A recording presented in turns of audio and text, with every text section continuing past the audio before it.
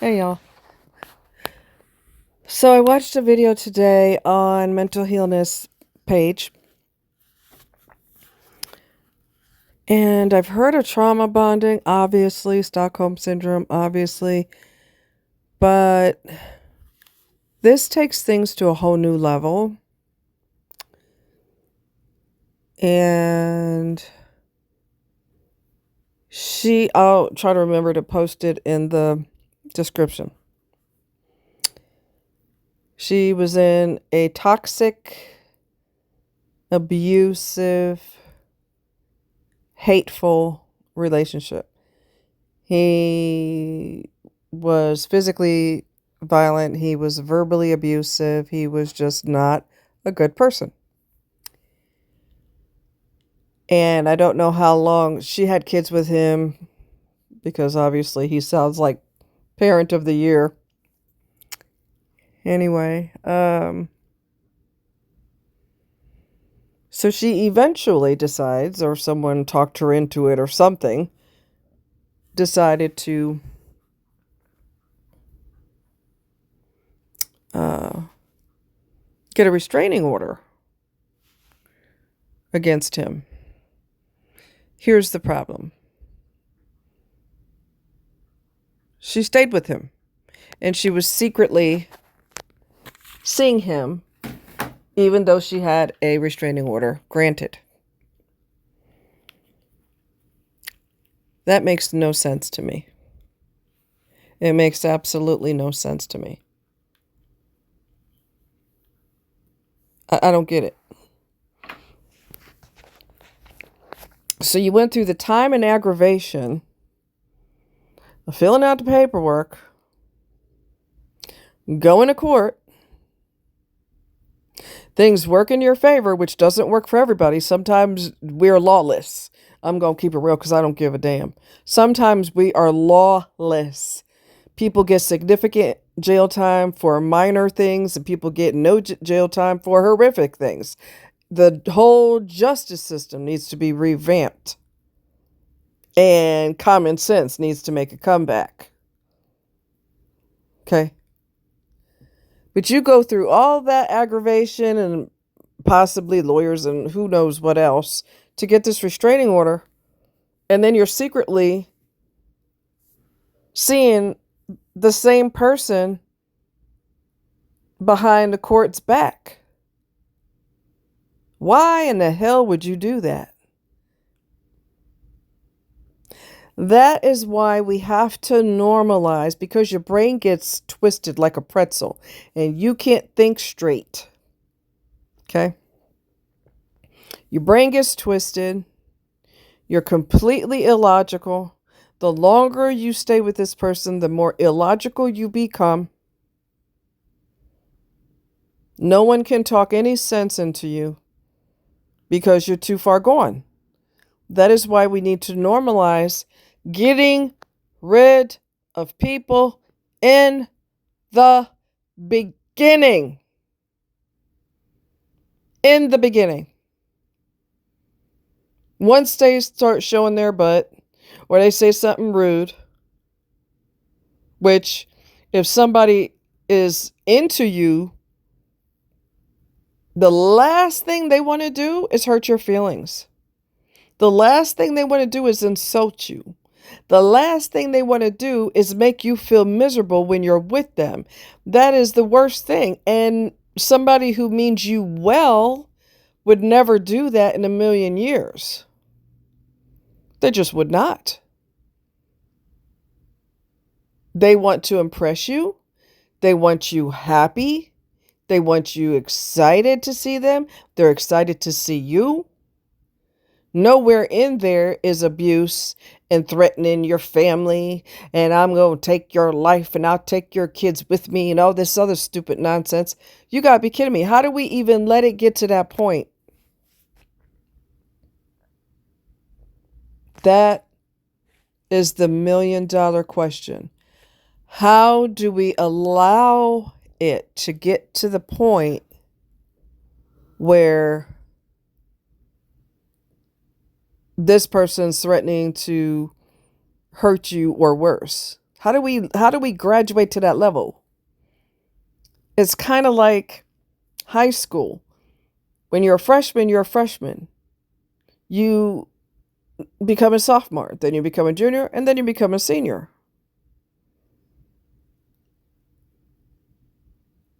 But we're not going to skip a bunch of steps in the middle. You're going to follow the typical and normal protocol so that you can become a senior and so that you could graduate. There's no deviating from any of that. You have to follow protocol. It makes no sense that we overlook everything. This person's mean to me. I don't care. I love them. This person threatened to hurt me, or they have physically hurt me. And it's okay. He said he's sorry and he cried. Or she said she's sorry. Or he bought me flowers and a tennis bracelet and did me real good, so I know he loves me. No, baby, no, baby, no, baby, no, baby.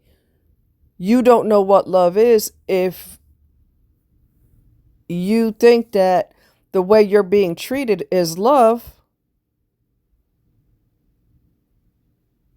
You don't know what love is. And that's probably, you know what? Let's go there. That is a very good place to start. Especially since so many people come from dysfunctional families. So many people come from abuse and neglect. And kissing your child's butt is abuse too, because you're not preparing them for the real world. The rest of the world is not going to kiss their butt. So you are not preparing them for the real world. They are not going to go to a long line of a movie theater, this hot movie that everybody wants to see, and because your parents are Mr. and Mrs. Johnson, we going to skip you to the front of the line. The world doesn't give a rat's behind how you were raised, who your parents are, what you're accustomed to, the lifestyle that you're accustomed to, the type of money, clothes, and everything else that you're accustomed to. The world doesn't give two rat's asses about that. All right. So you're not preparing your child for the real world when you treat them like royalty and they don't have to have any rules and regulations, and they're your kid is the parent and you're the child because you don't know how to raise them properly. That's abuse too. So before you date, before you get into anything with anyone, you may have to learn, what does love look like? What does a healthy relationship look like? What does it look like? What does it really look like? Because if you grew up in toxicity and dysfunction, your judgment is skewed. Your judgment is off. So an excellent place to start is, what is real love? How does someone treat you when they love you? What does a healthy relationship look like compared to an unhealthy relationship? You got to do your homework and you got to study what real love looks like, because if you grew up in a bad, environment, you don't have a clue. You may think that yelling and name calling and slamming doors and making everybody feel bad around you, or trying to intimidate your whole family, try to make everybody afraid of you, or just being a total horse's ass, you may think that that's normal because you grew up that way. And just because you grew up that way, that does not mean that is normal. So you'd have to research what normal is before you even remotely go out with anyone. If they're serious about getting to know you, because most people aren't. They're just serious about getting your clothes off, men and women both. But people who aren't controlled by their body and by their desires, people who actually have self-control, they may be interested in dating. But if you don't know what a good relationship looks like, you're going to tolerate a bunch of shit. You're going to tolerate abuse. You're going to tolerate on the first date somebody saying, and I've heard of this before. It's absurd. Dude said, I didn't know you were that short. I beg your pardon. And he said it a couple of times, trying to make her feel bad for her height, which she has zero control over. I'm gonna make you feel bad about it. I know you're that short. She should have said your mouth. I didn't know your mouth was that big. And I didn't know that you were raised in a barn, because you don't know the first thing about manners and respect.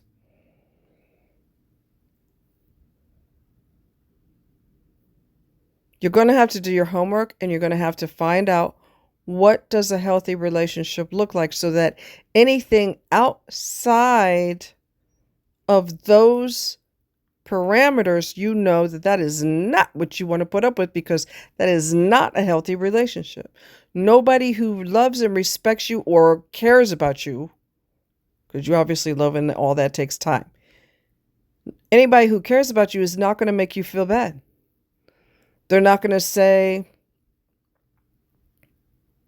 oh, he go, and this has happened before. She went out with this guy, and they were in a bookstore, and she had her hair in twists. That's how she wears her hair, in twists. And they were shoulder a little bit like collarbone length, I think, or something. What does he do? First date. First thing he does was gets a book, a magazine, rifles through it, and then says, you would look good with this hairstyle, which was a short hairstyle. It doesn't have, okay, so let me explain. Let me interpret what that means. He's abusive, he's toxic, and he's trying to make you change for him. Because if he knows he can do that to you in the beginning, or a woman, doesn't matter the gender, I've told you this before, it could be a giraffe telling you the same thing if they knew how to talk. So it doesn't have nothing to do with any of this, okay? This other nonsense. I want to make you change. I want to know if I have control over you. I want you to feel bad about yourself, because the way you are is not acceptable. I need to know how far I can go with this, because if you start obeying me in the beginning, I know I got you. And let me tell you what's going to happen if you do something dumb and you decide you're going to cut your hair because that's what that person said that they prefer. Which, don't you dare cut your hair. Don't you dare. I will come find you. Don't you think I won't. If they cannot accept you the way you are, they could get to stepping. They could go kick rocks. Okay? If you were silly in the head and you cut your hair, guess what that person's going to say down the line? Yeah, I know you cut your hair and everything, but I prefer women with long hair. If you think that's not coming, you better think again. Most definitely. Toxic people always move the goalpost. So if I tell you I prefer long, you grow your hair long. I tell you I prefer short, you cut your hair short. And then you say, toxic person says, you don't really look that good with short hair. You know why? Because it's not about the hair, my darlings. It's not about the hair. It's about you feeling self-conscious and trying to see where your self-esteem is, if you have any. And all about control. Because if I'm a sick ass person and I can make you dance in the beginning, I know I got you. And there's no limit to how far I could go with this. The person may tell you to change your whole wardrobe. I don't like bright colors. I think you would look better in gray, black, or white. Don't you dare change your wardrobe. Don't. I prefer this over that. I prefer this over that. A toxic person is going to constantly nitpick. Poke, poke, poke, poke, poke, poke, poke. This is wrong. That's wrong. I don't like this. I don't like that. A person who cares about you and they're not a toxic fruitcake, nonsensical dingbat, they're going to accept you the way you freaking are. If they meet you and they're a healthy person and your hair is bright red, like red, not orange, People call orange hair red hair. It's not red, it's orange. But and there's different shades of red. Now, a person could actually have red hair, like the actual color red, and have it sticking straight up in the air, looking like flames, like their head's on fire. If a person cares about you, they would think that's cool. I love how unique you are. You've just got your own style. That's so cool. They're not going to be like, oh, well, that hairdo, that's got to go. We got to start making some changes right now. A healthy person doesn't do that. If a healthy person sees you and they don't really like the hair, they're not going to approach you in the first place because they don't want to have problems with you right out the gate. They want you to be happy. And they want you to accept yourself the way you are. And they're going to accept you the way you are.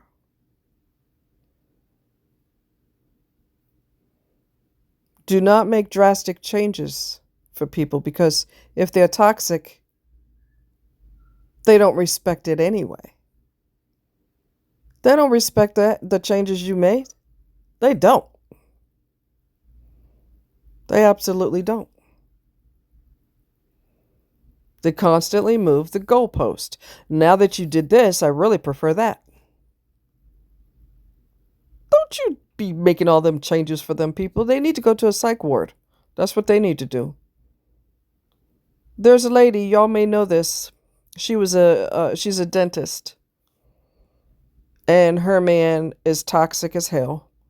And after she had her kids, obviously you got some baby weight on you, okay?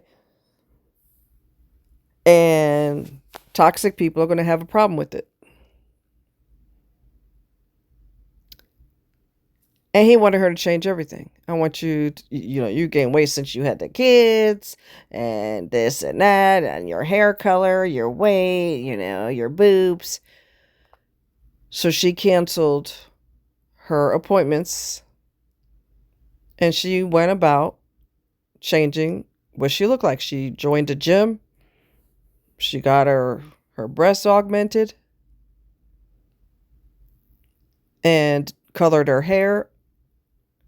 And guess what else? Guess what? He didn't appreciate anything she did and he was cheating on her. I'm going to make you jump through hoops. And when you jump through the hoops, I don't want you anyway. Okay? So she went in the car. I think she was with one of her kids. She went in the car and she was looking for him. Because she had a sneaking suspicion that he was out doing something he got no business doing. And he was. He was seeing this other person.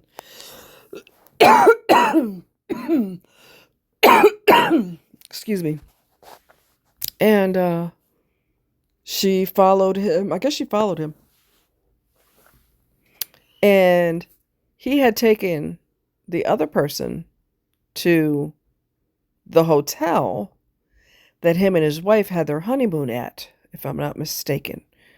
It was, they just got married. And that adds insult to injury. So when they came out of the hotel, she ran her husband over a couple of times until she murdered him. Now, instead of going to jail for a long time, if the laws work in your state, because they haven't been working for years now. Anyway, instead of doing that and throwing your whole life and your career and your education, everything that you worked so hard for, and throw it in the trash, get rid of this person. Get rid of them. You should have got rid of them in the beginning, because there's always red flags. Anything that sets off an uncomfortable feeling inside of you, that is what we call a red flag. Okay, pumpkin? That's what that's called. It's a red flag. You get rid of them in the beginning. Don't worry about being too, I can't say that because that's not polite. If they're not being polite with you, all bets are off. All bets are off the table. We don't have time for all that. You make me feel uncomfortable. I don't want to be around you anymore. I don't want to go on a second date with you. I don't know what it is about you, but something, the way you talk to people, you don't have any social skills. I don't want to talk to you.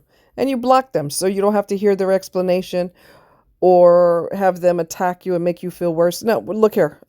Nope. Get to stepping. You're not my cup of tea. Period.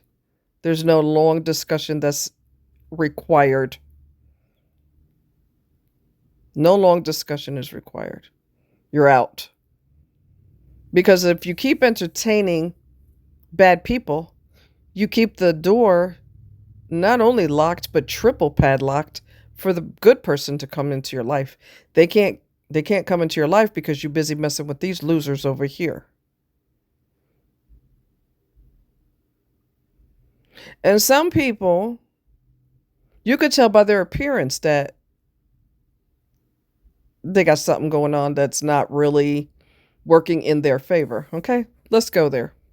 Y'all ready? Put your seatbelt on. Unless somebody is a musician, okay, and they got their hair in dreads, or they got gold teeth in their mouth, or they wear their hair in corn braids. Honey bunny, unless they're in high school, you could probably pull that off in high school because you're not entering the corporate world yet. You trying to, you trying to get your education so that you go college, whatever it is that you want to do.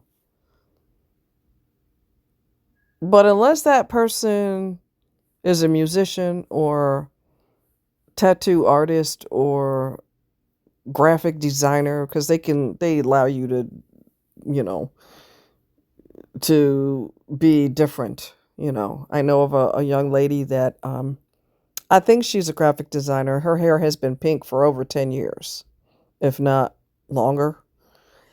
And I remember I got so used to her having pink hair that's normal. To me, that's normal because that's what she's always had. And then I see her with a normal hair color and it threw me. I'm like, whoa, wait, what? What the hell? Her hair is a normal color. What's wrong with it?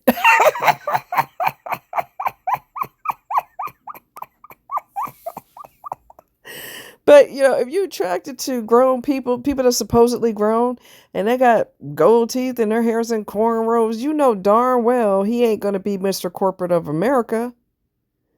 You know darn well he's not going to be working for no major company unless he's like, I don't know.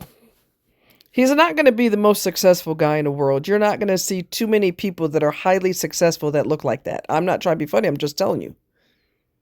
They're not going to have their pants hanging past their butt cheeks. They're not going to have gold teeth. And the color don't matter. White people could do the same thing. Put gold teeth in their mouth. Anybody could do that. You could tell by their appearance that they're not really about being successful. Unless, like I said, they own their own business. They are a tattoo artist. They are a musician. They are a traveling musician. They work in graphic arts, so their hair is allowed to be whatever color because nobody really sees them anyway. They're behind the scenes making the magic happen. So, it just depends on what the person is doing with their life. Otherwise, when you look at them, that's not exactly going to be, like I said, Mr. Corporate America. It's not going to be that. His life's goal is to rent cars for a living. And if you okay with that, then cool. But even in a situation like that, companies do not want you to look all kind of ways. They want you to look professional.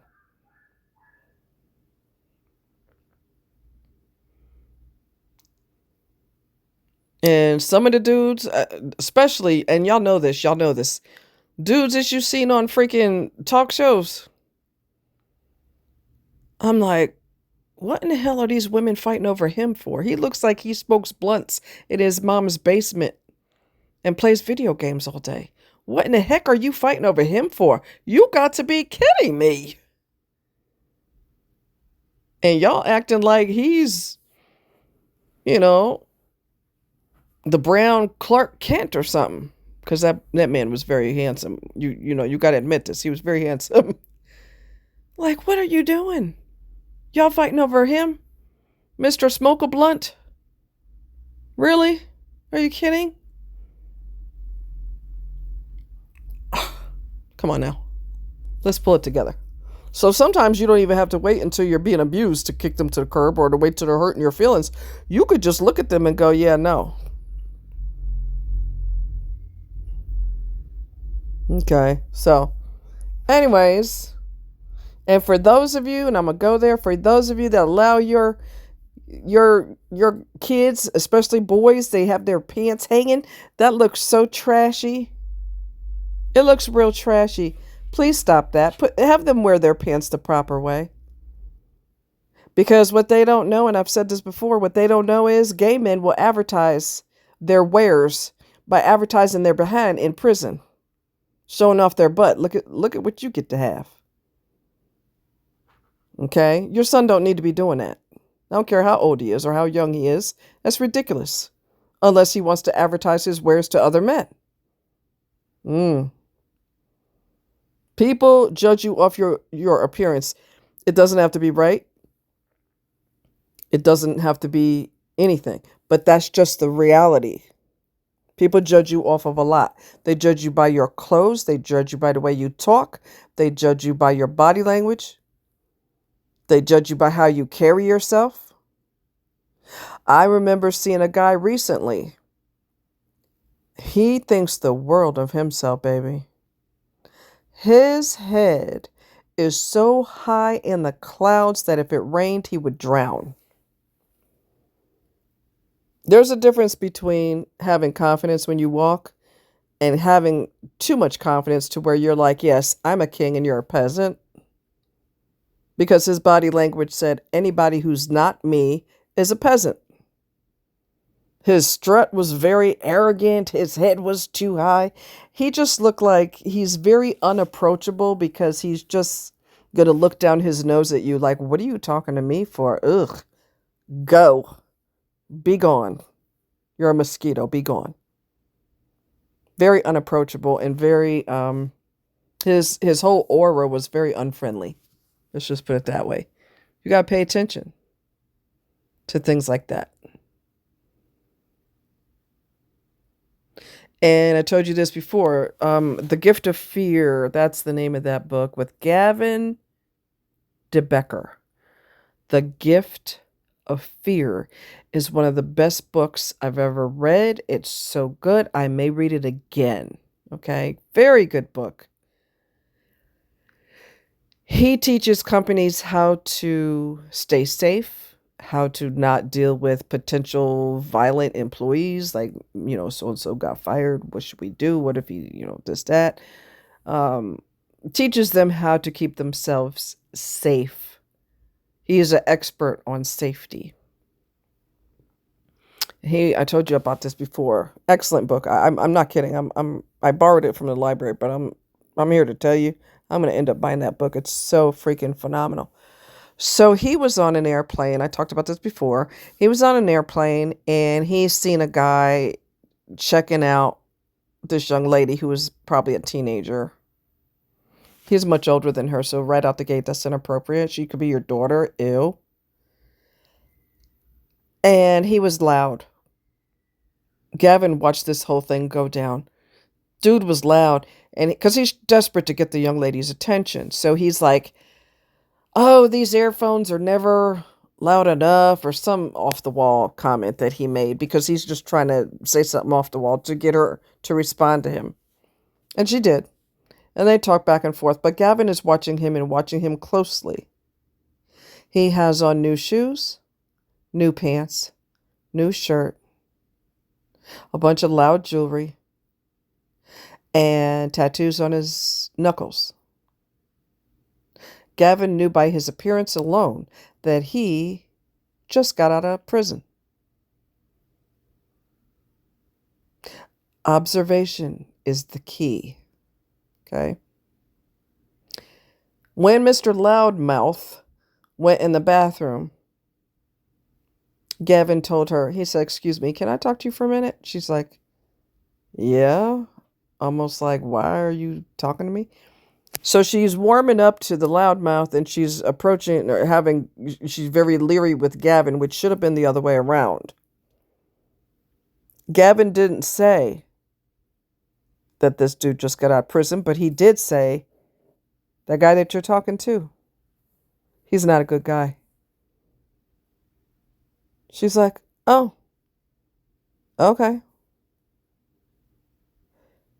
The guy, Mr. Jailbird, he was trying to establish a mode of travel where the two of them would have to travel together so he could make his move.